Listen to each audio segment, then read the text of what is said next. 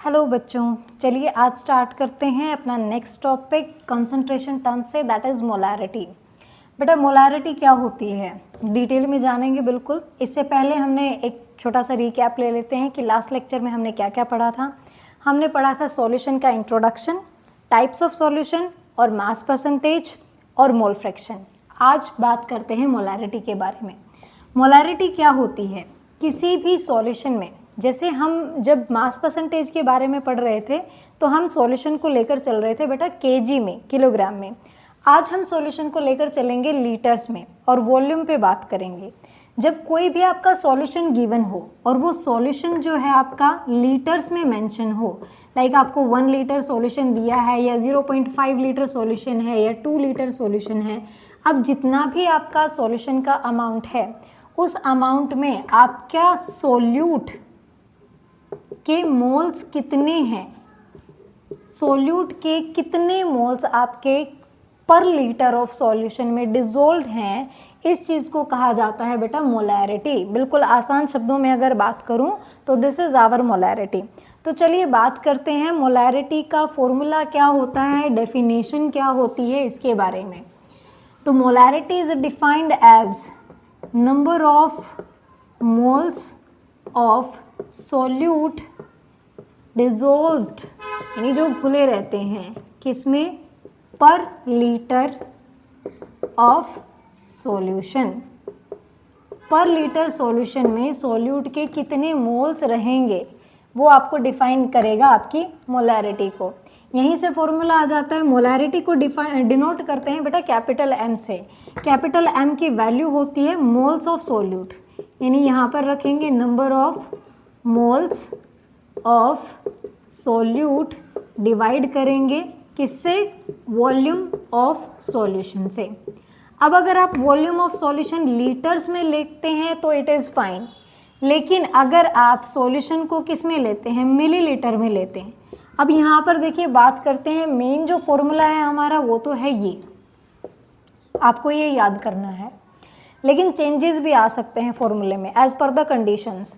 अब कंडीशंस क्या क्या हो सकती हैं? कंडीशंस ये हो सकती है, फर्स्ट अपनी ये रहेगी कि अगर आपका जो सॉल्यूशन है वो लीटर में देने के बजाय अगर मिलीलीटर में गिवन हो तब फॉर्मूले में थोड़ा सा चेंज आएगा। वही जैसे लीटर को मिलीलीटर में चेंज करने के लिए आप क्या करते हैं, यहाँ पर जो भी वैल्यू होगी उसको 1000 से क्या कर दिया जाएगा, डिवाइड। अब अगर मैं यहाँ किसी चीज़ को डिवाइड करूँगी तो बेटा वो मल्टीप्लाई होकर कहाँ चली जाएगी, ऊपर चली जाएगी, और ये नीचे वाली टर्म किस में कन्वर्ट हो जाएगी, मिलीलीटर में।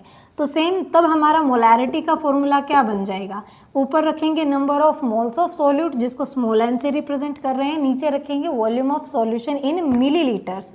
अब वॉल्यूम को किस में ले लिया, मिलीलीटर, और जब इसको मिलीलीटर में दिखाएंगे बेटा तो यहाँ पर ऊपर किससे मल्टीप्लाई हो जाएगा, 1000 से मल्टीप्लाई हो जाएगा। ये तो था फर्स्ट वेरिएशन। चलिए बात करते हैं नेक्स्ट के बारे में। पहले मोलैरिटी को अच्छे से जानते हैं, फिर उसके क्वेश्चंस हम प्रैक्टिस करेंगे। एक सिंपल सा क्वेश्चन, एक बहुत ही बेसिक सा क्वेश्चन, ताकि आपको याद हो जाए कि फॉर्मूला एक्चुअल में होता क्या है। बेटा फॉर्मूले तभी याद होते हैं जब आप उनके ऊपर बेस्ड क्वेश्चन सॉल्व करते हैं। तो आपको गिवन है, if 40 gram of NaOH dissolve in water to make a 2 litre of solution. अगर 40 ग्राम NaOH को डिजोल्व किया जाता है एक सॉल्यूशन बनाने के लिए, पानी में डिजोल्व करेंगे इतना कि वो सॉल्यूशन बन जाए 2 लीटर, तो मोलैरिटी फाइंड आउट करनी है आपको सॉल्यूशन की। तो देखिए आपको मास ऑफ सॉल्यूट गिवन है, मास ऑफ सॉल्यूट कितना गिवन है बेटा, 40 ग्राम गिवन है, लेकिन हमारा मोलैरिटी का फॉर्मूला क्या होता है, जब भी क्वेश्चन सॉल्व करने बैठो साइड में फॉर्मूला लिख लो। मोलैरिटी का फॉर्मूला होता है number of moles of solute bye volume of solution in litres. अब देखिए नंबर ऑफ मोल्स निकालने के लिए हमको क्या चीज़ चाहिए होती है, लास्ट टाइम भी हमने किया था फॉर्मूला इसके ऊपर बेस्ड, क्या चाहिए होता है, नंबर ऑफ मोल्स किसके बराबर होता है, गिवन मास अपॉन मोलर मास, करेक्ट। अब गिवन मास कितना है बेटा 40, एन की वैल्यू फाइंड आउट करेंगे 40 अपॉन मोलर मास। अब यहाँ पर साइड में एक बार मोलर मास भी फाइंड आउट कर लेते हैं। NaOH का क्या होगा, फॉर्मूला लिखेंगे, Na का मास होता है बेटा 23 प्लस ऑक्सीजन होता है 16 प्लस हाइड्रोजन होता है 1, तो ये आ गया 23 plus 16 and 1 17, it comes out to be 40। ठीक है। अब गिवन मास भी क्या है 40 और मोलर मास भी क्या आ गया 40, वैल्यू कितनी आ गई आपकी 1, यानी मोल्स कितने प्रेजेंट है इसके अंदर 1 मोल प्रेजेंट है। अब 1 मोल जो प्रेजेंट है तो आप यहाँ से निकाल सकते हैं मोलैरिटी, वॉल्यूम आपको ऑलरेडी गिवन है तो मोलैरिटी क्या आ जाएगी number of moles present 1, volume given 2 litres, तो 1/2 कितना आ जाता है 0.5 m। अब यहाँ से आता है कि मोलैरिटी की यूनिट्स क्या रहती है, मोलैरिटी को मेजर किस में करते हैं, तो यूनिट्स ऑफ मोलैरिटी रहेगी बेटा, फॉर्मूले से बनती है यूनिट। फॉर्मूला क्या था मोल्स अपॉन वॉल्यूम, मोल्स के लिए क्या होता है MOL बाय वॉल्यूम को किस में दिखाते हैं लीटर्स में, तो या तो आप लिख सकते हैं मोल पर लीटर या फिर सिंपली लिख सकते हैं कैपिटल M। कैपिटल M का मतलब होता है मोलर। जैसे अब ये टर्म लिखिए 0.5 m, तो इसको हम क्या बोलेंगे, इसको बोलेंगे 0.5 मोलर, ठीक है। मोलैरिटी को कैपिटल M से डिनोट करते हैं और यूनिट भी इसकी कैपिटल M आप दिखा सकते हैं। कैपिटल M का मतलब क्या हो जाएगा मोलर। जैसे किसी क्वेश्चन में आपको गिवन हो कि 2m आपकी मोलैरिटी है तो आप क्या कहेंगे 2 मोलर क्या है मोलैरिटी। क्लियर है। तो चलिए अब बात करते हैं अपने नेक्स्ट कॉन्सेप्ट के बारे में जो कि मोलैरिटी से ही रिलेटेड है, मोलैरिटी के बारे में ही है, और the concept is temperature dependence,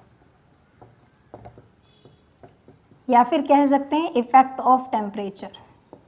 बेटा जो मोलैरिटी है, मोलैरिटी टेम्परेचर पर डिपेंड करती है। अगर आपने किसी सॉल्यूशन की मोलैरिटी फाइंड आउट कर ली है, सपोज आपने फाइंड आउट की थी 20 डिग्री सेल्सियस पर, और जब उसकी जो मोलैरिटी होगी, अगर मैं उसी सॉल्यूशन को 40 डिग्री सेल्सियस पर लेती हूँ तो मोलैरिटी कुछ अलग आएगी, कम आएगी कि ज़्यादा आएगी, चलिए जानते हैं। इफेक्ट ऑफ टेम्परेचर में क्या होगा कि मोलैरिटी डिपेंड करती है दो चीज़ों पर, मोल्स पर, वॉल्यूम पर।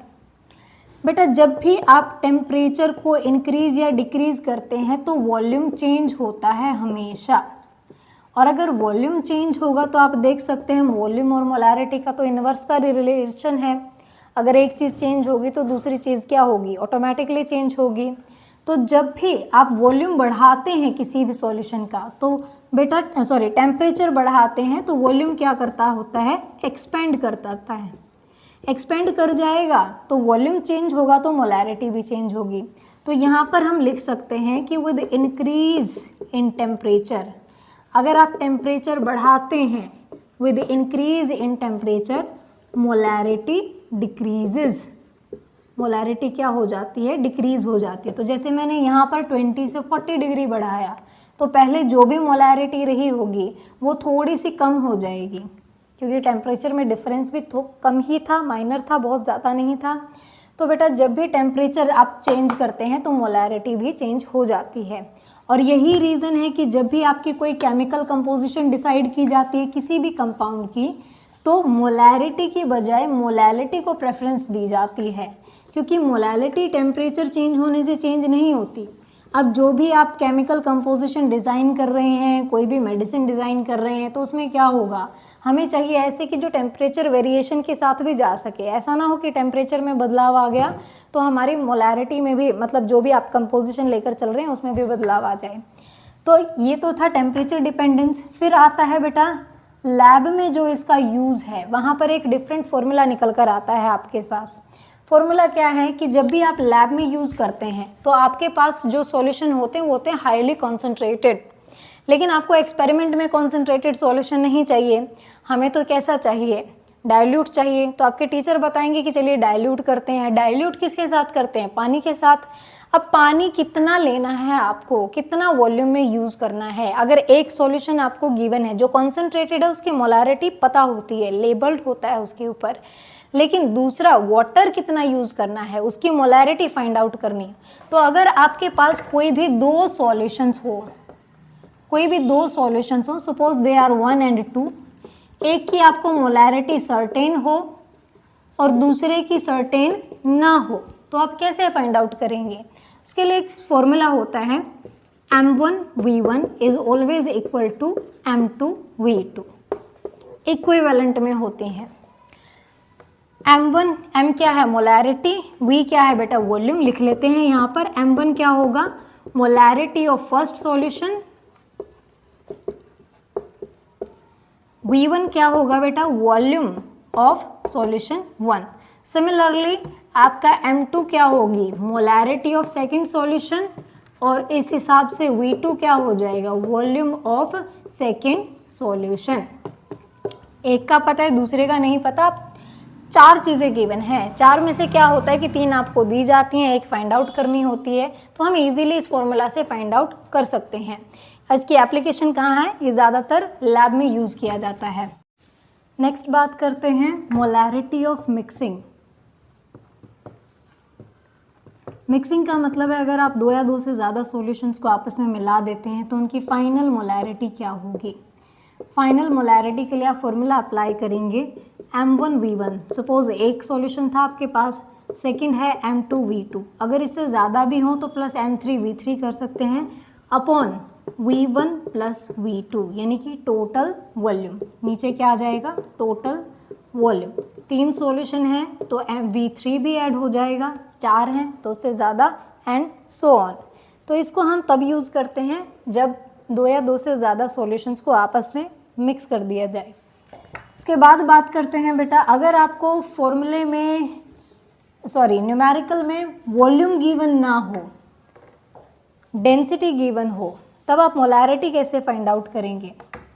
तो इसके लिए भी हमारे पास एक सॉल्यूशन है। मोलैरिटी का रिलेशन होता है डेंसिटी के साथ। क्या रिलेशन होता है, weight by weight percentage multiply में D मल्टीप्लाई 10 डिवाइडेड बाय आ जाएगा बेटा मोलर मास। अब ये फॉर्मूला कैसे आया है चलिए समझते हैं इसको थोड़ा सा। सपोज इसके लिए कंडीशन अज्यूम कर लेते हैं हम। मान के चलिए आपके पास कोई 100 ग्राम ऑफ सॉल्यूशन है, सॉल्यूशन गिवन है, कितना गिवन है 100 ग्राम ऑफ सॉल्यूशन। अब क्योंकि ग्राम में इसको मेंशन किया गया है that means it is given mass, ये मास गिवन है आपको सॉल्यूशन का। वॉल्यूम जैसी कोई चीज़ नहीं है हमारे पास। और आप जानते ही हैं कि डेंसिटी किसके बराबर होती है, डेंसिटी होती है मास अपॉन वॉल्यूम। अब अगर मैं यहाँ से वॉल्यूम की वैल्यू फाइंड आउट करूँ तो वॉल्यूम को उधर ले जाएंगे बेटा, डेंसिटी कहाँ आ जाएगी नीचे, तो डेंसिटी आ गई m/d। अब मास हमने कितना अज्यूम किया है 100, तो 100 अपॉन d। अब अगर मैं वॉल्यूम को लीटर में लेना चाहूँ, देखिए ये ग्राम में मैंने लिया था और ग्राम से किलोग्राम या फिर मिलीलीटर से लीटर में चेंज करते हैं तो नीचे क्या आ जाता है 1000 आ जाता है, कट हो गया, क्या बचा d अपॉन 10। अब आपके पास डेंसिटी की वैल्यू वॉल्यूम की वैल्यू क्या आ गई d अपॉन 10 आ गई।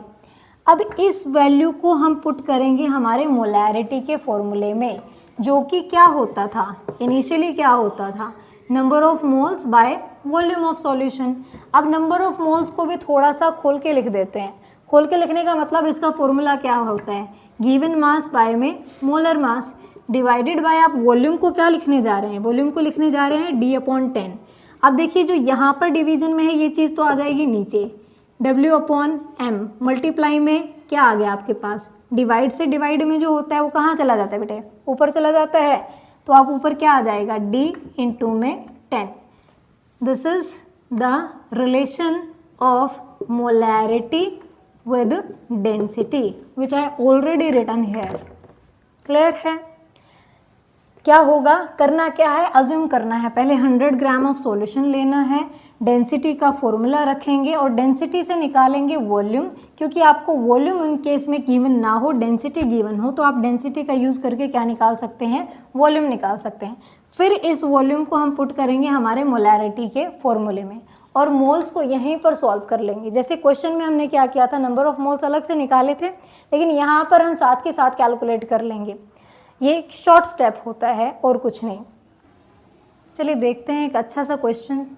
The amount of glucose required to prepare 250 ml of m/20 solution is, जिसके लिए आपके पास 4 ऑप्शन गिवन हैं। बताइए इनमें से कितना अमाउंट ऑफ ग्लूकोज यूज़ किया जाएगा इतना सॉल्यूशन बनाने के लिए, जिस सॉल्यूशन की मोलैरिटी आपको गिवन है m/20। बेटा मोलैरिटी को डिनोट करने का यही तरीका होता है, आपके क्वेश्चन में ज़्यादातर इसी तरीके से लिखा होगा। जैसे 1m का मतलब होता है कि जो सॉल्यूशन है वो 1 मोलर है, 2m का मतलब होता है कि सॉल्यूशन आपका बाई मोलर है, जिसकी ये मोलैरिटी कितनी है 2 है। अगर आप, कई बार ऐसा भी होता है कि आपको ये वाली टर्म दे दी जाती है इसको देने की बजाय, तो अगर लिखा हो बाई मोलर है आपका कोई सॉल्यूशन, उसमें फाइंड आउट कीजिए, वॉल्यूम फाइंड आउट कीजिए या फिर amount of solute find out कीजिए, तो समझ जाइए कि बाई मोलर का मतलब उसकी मोलैरिटी क्या है 2m है। 0.5m है तो समझ जाइए मोलैरिटी क्या है सेमी मोलर है, सेमी मोलर, या फिर सेमी मोलर लिखा हो तो मोलैरिटी मतलब 0.5 है, मतलब 1/2 है।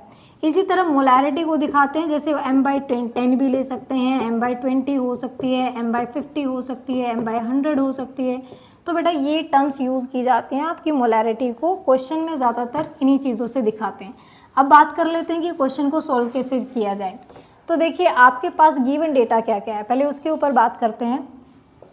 अमाउंट ऑफ सॉल्यूट नहीं गिवन है, ना ही मोल्स गिवन है। दूसरा क्या है, वॉल्यूम गिवन है, and we have molarity. Molarity का फॉर्मूला क्या होता है, मोलैरिटी का फॉर्मूला होता है number of moles divided by volume of solution. अब देखिए मोल्स तो है नहीं, ना गिवन मास है, एक बार पहले मोल्स की ही वैल्यू फाइंड आउट कर लेते हैं। एन की वैल्यू क्या आ जाती है आपके पास, एम वी क्या हो जाएगा मल्टीप्लाई, तो एम क्या गिवन है, एम गिवन है हमारे पास m/20, और बेटा m/20 को लिखा जाता है 0.05 मोलर। n/v वॉल्यूम कितना है हमारे पास 250 मिलीलीटर है। अब मिलीलीटर को चेंज करने के लिए क्या करते हैं, 1000 से मिलीलीटर को लीटर में चेंज करने के लिए क्या करेंगे, 1000 से डिवाइड कर देंगे। तो अब क्या आ जाता है हमारे पास, देखिए n की वैल्यू फाइंड आउट करेंगे, दोनों चीज़ें कहाँ आ जाएंगी मल्टीप्लाई में। 0.05 divided by 1000 multiply by 250 is equal to n। बहुत इजी है सॉल्व करना, यहाँ से सॉल्व कर लेते हैं इसको, पॉइंट हटा दिया, नीचे आ गया क्या 100, 25 5 जा,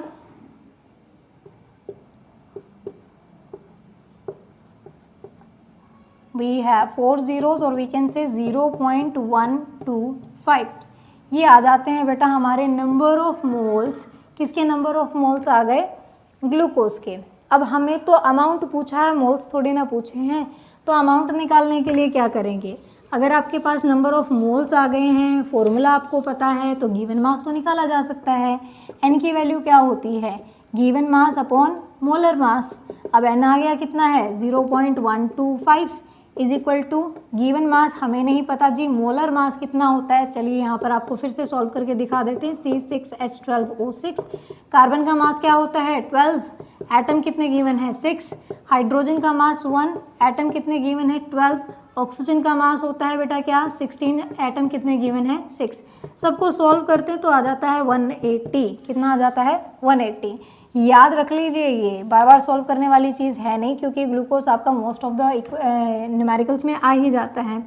तो number of moles we have 0.0125, sorry गलत लिख दिया, 0.125 is equal to given mass we don't know and molar mass is 180। 180 को ले जाएंगे उधर, क्या आ जाएगा 0.125 मल्टीप्लाई में 180। बेटा इसको सॉल्व करते हैं जब, तो आंसर आ जाता है हमारा 2.25 grams, which is option A.